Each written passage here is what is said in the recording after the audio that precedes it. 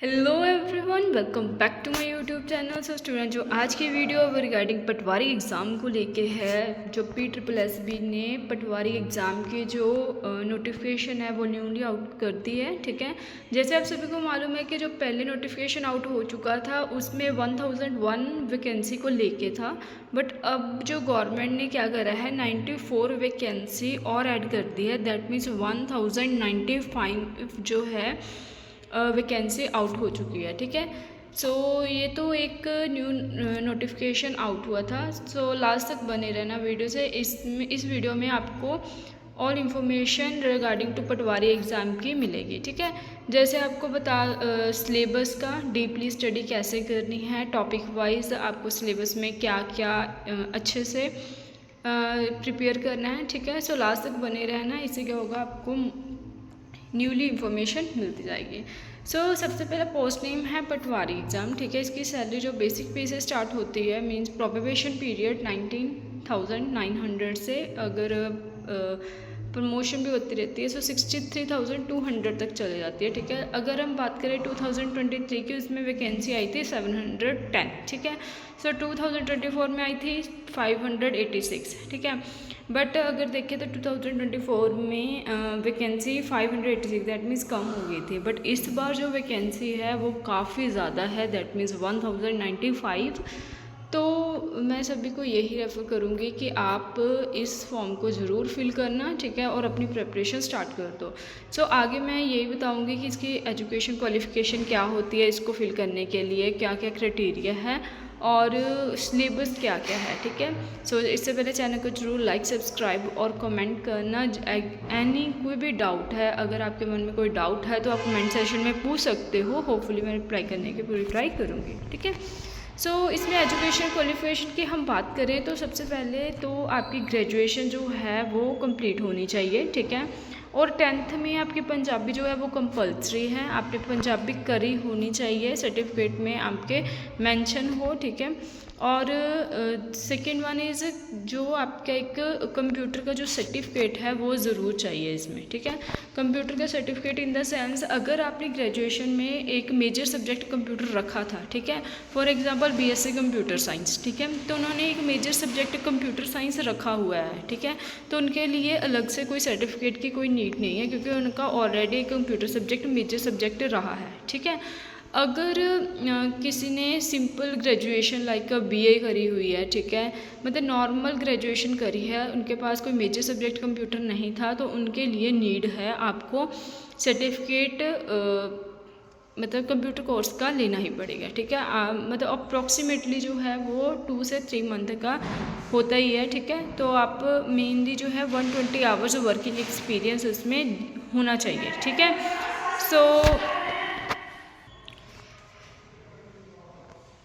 यही मैं कहना चाहती हूँ, अगर आपने सर्टिफिकेट मतलब दैट मीन्स अगर कहीं कंप्यूटर कोर्स की अगर आपने ट्रेनिंग लेनी है 2 से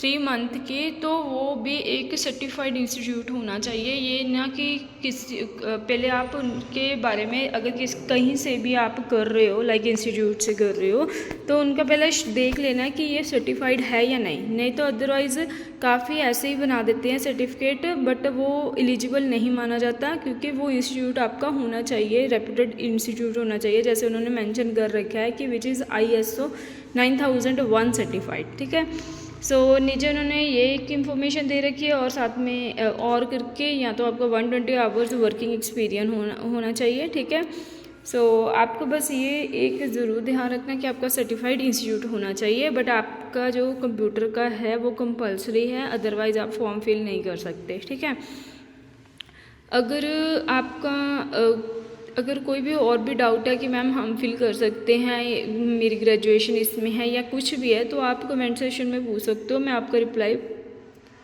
करूँगी। ठीक है, नेक्स्ट वन तो नेशनैलिटी क्राइटेरिया है, आप इंडिया के हो या फिर सब्जेक्ट ऑफ सिक्किम, नेपाल और भूटान, वो आपका अलग क्राइटेरिया है, ऐसा कुछ नहीं।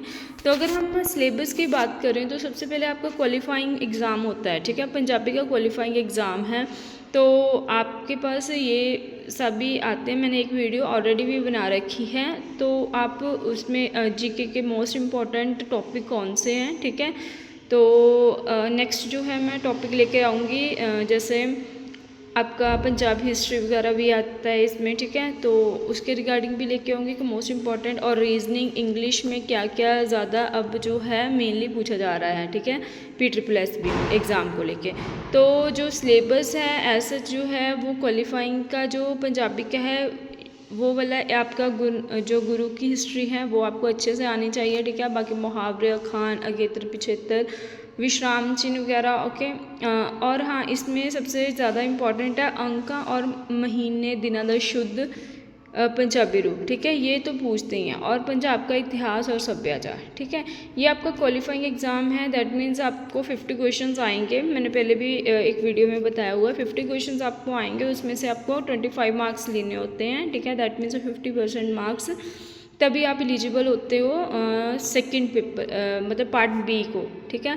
अगर आप क्वालिफाइंग एग्ज़ाम में आपका स्कोर नहीं आ रहा 25 आउट ऑफ 50, तो आपको पार्ट बी आपका चेक नहीं करा जाएगा, ठीक है। सो इसलिए जो पार्ट ए है उसमें आपकी कोई नेगेटिव मार्किंग नहीं है, जो पार्ट बी है उसमें आपकी नेगेटिव मार्किंग है, ठीक है, 1/4 है negative marking.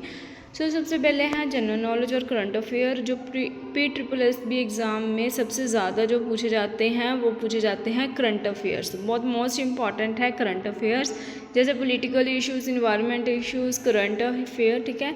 Science and technology, history होगी, सिनेमा एंड लिटरेचर, स्पोर्ट्स को लेके, ठीक है। मतलब ओवरऑल जो मैं बताऊँ तो आपकी जो वेटेज है जनरल नॉलेज की, मतलब जीके को लेके, तो 25 मार्क्स की आपकी वेटेज सबसे ज़्यादा करंट अफेयर्स को लेके है और जनरल नॉलेज को लेके। सो इसमें सबसे स्कोरिंग मार्क्स आपके यहाँ से होने चाहिए, ठीक है। तो अब जो PSSB है वो सबसे ज़्यादा जो क्वेश्चन भी इसमें से ही डाल रही है, ठीक है। अगर आप कोई भी एग्ज़ाम देख रहे हो ना जो लेटेस्ट आ रहे हैं, ठीक है, तो आप देखोगे कि तो उसमें ही आपको काफ़ी क्वेश्चन जो है वो करंट अफेयर्स के दिख रहे हैं, ठीक है। मतलब मेन फोकस उनका इसमें है ज़्यादा, ठीक है, PSSB का। So next one is reasoning. Reasoning में आपने वर्बल और नॉन वर्बल रीजनिंग है, जैसे coding, decoding, analogy, classification, series, direction test वगैरह। इसमें भी आपकी जो साथ में ही आपका न्यूमेरिकल स्किल्स लाइक क्वांट आ जाता है, ठीक है। तो 25 मार्क्स इसमें भी है, logical reasoning and mental ability. हाँ, जिनकी जो है मैथ्स में थोड़ी दिक्कत आती है तो प्लीज़ अभी से आप स्टार्ट कर दो, क्योंकि अगर आप स्टार्टिंग से बेसिक अपने क्लियर करोगे तो यहाँ तक पहुँच जाओगे, ठीक है। अगर आपको फिर भी कोई डाउट है हम कहाँ से प्रिपेयर करें, तो मैं उसका भी लिंक डिस्क्रिप्शन में डाल दूँगी, क्योंकि मैंने ऑलरेडी एक वीडियो बना रखी है कि आप कहाँ से प्रिपेयर कर सकते हो, किस को फॉलो कर सकते हो, ठीक है, मतलब किसकी बुक ले सकते हो, मतलब अच्छे से मैंने एक्सप्लेन कर रखा है, मैं वो नीचे डिस्क्रिप्शन में डाल दूँगी। बट होपफुली आप प्रिपरेशन जो है वो अभी से स्टार्ट कर दो।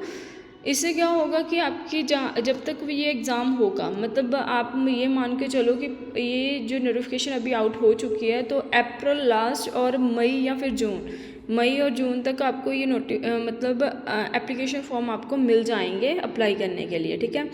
तो मैं होपफुली यही कहूँगी कि अभी से आप स्टार्ट कर दो, क्योंकि जब तक ये फॉर्म निकलेंगे, ठीक है, अगर आप सोच रहे हो कि हाँ फॉर्म निकलेंगे तब हम प्रिपरेशन स्टार्ट करेंगे, तो आपके पास इतना टाइम नहीं होगा, क्योंकि सम टाइम जो पंजाब गवर्नमेंट है वो 1 मंथ और 2 मंथ, विदिन 1 मंथ और 2 मंथ में भी एग्ज़ाम कंडक्ट कर देती है, ठीक है।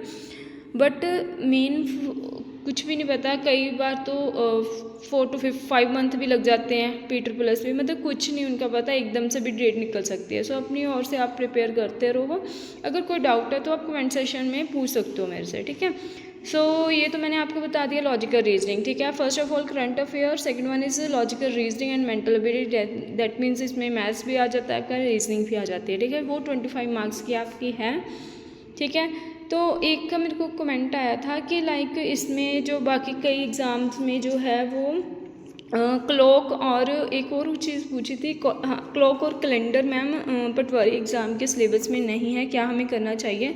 तो मैंने उनको यही सजेस्ट करा था, पहले आप जो आपको टॉपिक दे रखे हैं अकॉर्डिंग टू सिलेबस, सबसे पहले तो आपने वही प्रिपेयर करने हैं, ठीक है, अच्छे से वो प्रिपेयर करने हैं। अगर आपके ये प्रिपेयर हो जाते हैं, मतलब सभी सिलेबस हो जाता है, इंग्लिश ले लो या फिर पंजाबी ले लो, हिस्ट्री ले लो, करंट अफेयर्स, अगर आपको लग रहा है कि ये मेरा सिलेबस कवर हो गया है, तो आप एक्स्ट्रा तभी जो है वो लास्ट में एक बार देख लो, जो आपको लग रहा है कि ये इस सिलेबस में नहीं है तो उसके आपकी गो थ्रू कर लो, ठीक है। हो सकता है जो आपके सिलेबस में नहीं है उसमें से 1-2 क्वेश्चन आ जाए, बट फिर भी आपको नॉलेज होगी तो आप अटैम्प्ट कर सकते हो, ठीक है। मेरे कहने का मतलब ये है, पहले अपना सिलेबस पटवारी एग्ज़ाम में जो आपको दे रखा है उसी को कवर करो। नेक्स्ट वन जो आपको एक्स्ट्रा लग रहा है उसको गो थ्रू से कर लो, ठीक है। मैंने उनको यही रिप्लाई करा था, ठीक है। सो आप उसके अकॉर्डिंग आप बाकी आपकी जैसे विश है आप कर सकते हो, ठीक है, जैसे आपको अच्छा लगता है, बट मैंने आपको गाइड कर दिया है, अगर आपने ऐसे करना है तो आप फॉलो कर सकते हो, ठीक है। सो नेक्स्ट वन आपका थर्ड है इंग्लिश। इंग्लिश की जो वेटेज है वो 12 है, ठीक है। मेन वेटेज जो है वो current affairs, general knowledge, GK की प्लस लॉजिकल रीजनिंग हो गई, ओके, और क्वांट, ठीक है। ये 25 दैट मीन्स आपके 50 मार्क्स जो है वो करंट अफेयर और प्लस रीजनिंग और मैथ्स में बन रहे हैं, ठीक है। सो next one is English. English में आपके basic grammar, verb, adjective, adverb, one word substitution, correction, sentence, idioms हो गए, adjective, articles, preposition, direct, indirect. एक बात मैं बोल दूं, एक्टिव एंड वॉइस, ठीक है। इसमें क्या है, आपको ये देखने में बहुत ईजी लगेंगे कि हाँ बहुत ईजी है, ग्रामर ये, इसमें क्या हम कर लेंगे, fill in the blank. No doubt काफ़ी बच्चों को अच्छी भी लगती है, ये नहीं मैं बोलती, बट आप अगर आपको अच्छे से आती है तो आपके लिए रिवीजन भी बनती है कि आप उसको बार बार करके देखो, क्योंकि जब आप एग्ज़ाम के टाइम बैठते हो ना तो आपके माइंड में इतना प्रेशर होता है कि आपको समझ ही नहीं आता ये क्वेश्चन से हम कैसे अटैम्प्ट करें, ठीक है। तो मॉक टेस्ट ज़रूर लगाओ, तो इससे क्या होगा कि आपकी प्रिपरेशन भी अच्छी रहेगी, कि आपको अगर आता भी है तो आप उसको जज कर सकोगे कि हाँ मेरे को कितना आता है, ठीक है। सो इसकी जो वेटेज है इंग्लिश की वो 12 रहेगी। और नेक्स्ट वन है आपकी पंजाबी। एक तो क्वालिफाइंग एग्ज़ाम के लिए पंजाबी थी, ठीक है। अब इसकी जो पंजाबी है वो नेक्स्ट पार्ट बी में भी आएगी। सो अगर आप पंजाबी पार्ट ए के लिए क्वालिफाइंग एग्ज़ाम के लिए इंग्लिश को प्रिपेयर कर रहे हो तो वेल एंड गुड है, क्योंकि अगर पार्ट बी की बात करें तो उसमें भी पंजाबी के सेम ही कंसेप्ट है, ठीक है। अगर आप पार्ट ए में भी प्रिपरेशन कर लोगे है ना, तो आपका जो पार्ट बी में 4th पार्ट पंजाबी का है 13 मार्क्स का आएगा, तो वो भी आपका साथ में प्रिपेयर हो जाएगा, क्योंकि सेम ही टॉपिक है। शुद्ध अशुद्ध, शब्द, जोड़ा, गेत्र, पिछेत्र, नाम, प्रणाम, क्रिया दी किस्मां, ठीक है। सो ये जो है मेन मैंने आपको बता रखा है कि 13 मार्क्स जो है पंजाबी के आएंगे, और इसको लाइटली मत लेना पंजाबी को कि अगर हम पंजाब के रहने वाले हमें पंजाबी आती है, ऐसा क्या है ना। मैं फिर बार बार बोल रही हूँ, नो डाउट काफ़ी बच्चों को पंजाबी के कंसेप्ट बहुत क्लियर होते हैं, मतलब एक नॉर्मल अगर हम पंजाब में भी रहते हैं ऐसा नहीं है कि हमें ऑल क्लियर है पंजाबी की एक ही चीज़, मतलब इसमें बहुत डीपली चीज़ें दे रखी है, इसलिए मैं यही बोलती हूँ कि रोज़ का एक टॉपिक क्लियर कर लो अपना, ठीक है। सो लास्ट वन है आपका आईसीटी, दैट मीन्स आपका कंप्यूटर का पार्ट आ जाता है, ठीक है। Basics of computer network and internet, use of office productivity tools like word, spreadsheet and power point. इसमें भी बहुत डीप स्टडी है, आपको ऐसे लगेगा कि हाँ भी बहुत कम सिलेबस है वर्ड और पावर पॉइंट का है, या फिर एक्सेल, स्प्रेडशीट एक्सेल को बोलते हैं, ठीक है, कि इसमें 9 मार्क्स की आती है। तो ये देखने में ऐसे आपको लगता है कि बहुत कम है टॉपिक, बट ये बहुत वाइड है, ठीक है, क्योंकि इसमें से जो क्वेश्चन है वो नॉर्मली नहीं पूछे जाते। बहुत डीपली स्टडी अगर करोगे तभी आपके ये जो कंसेप्ट हैं क्लियर होंगे, तो आप अटैम्प्ट कर पाओगे, ठीक है। इसमें ऐसे नॉर्मल कोई क्वेश्चन नहीं पूछे जाते कि यहाँ पावर पॉइंट क्या है या फिर वर्ड क्या है, एक्सेल क्या है, ऐसा कोई क्वेश्चन नहीं पूछा जाता। या तो इसमें से फुल फॉर्म्स पूछ लेते हैं या फिर इसमें से शॉर्टकट्स पूछ लेते हैं, ठीक है। तो हिस्ट्री भी इसकी पूछ लेते हैं कई बार, ठीक है। तो मतलब इसके अच्छे से अगर आप प्रिपरेशन करोगे आईसीटी की, अगर मैंने ये भी बोला है कि आप कंप्यूटर कहाँ से कर सकते हो, मतलब पॉजिटिव वाइब बहुत अच्छे हैं, आप उनकी डेली क्लास लगा सकते हो। वैसे भी मैं आपको एक वीडियो में ऑलरेडी बताया हुआ है, मैं आपको डिस्क्रिप्शन में लिंक डाल दूँगी, आप उस पर क्लिक करोगे तो आपको वीडियो में सभी से अच्छे से क्लियर हो जाएगा कहाँ से क्या प्रिपेयर करना है, ठीक है। फिर भी अगर कोई डाउट है तो आप मेरे को कमेंट सेक्शन में पूछ सकते हो, मैं उसका ओवरऑल फुली ट्राई करूँगी कि आपका रिप्लाई अच्छे से आपको क्लियर कर पाऊँ, ठीक है। तो नेक्स्ट वीडियो जो आएगी वो ये आएगी कि पटवारी एग्ज़ाम को लेके आपको क्या अच्छे से प्रिपेयर करना चाहिए, मतलब आपने सिलेबस को करना ही करना है, ठीक है। अगर आप रिवीजन के पर्पस में देख रहे हो कि हमको कौन से ज़्यादा डीप स्टडी करनी चाहिए, तो नेक्स्ट वीडियो उसके रिगार्डिंग ही आएगी। सो इससे पहले चैनल को जरूर लाइक, सब्सक्राइब और कमेंट कर देना। इससे क्या होगा, मुझे तो मोटिवेशन मिलेगी, आपको न्यू नोटिफिकेशन भी मिलती रहेगी और आपको कोई गाइडेंस भी मिलती रहेगी। So thanks for watching.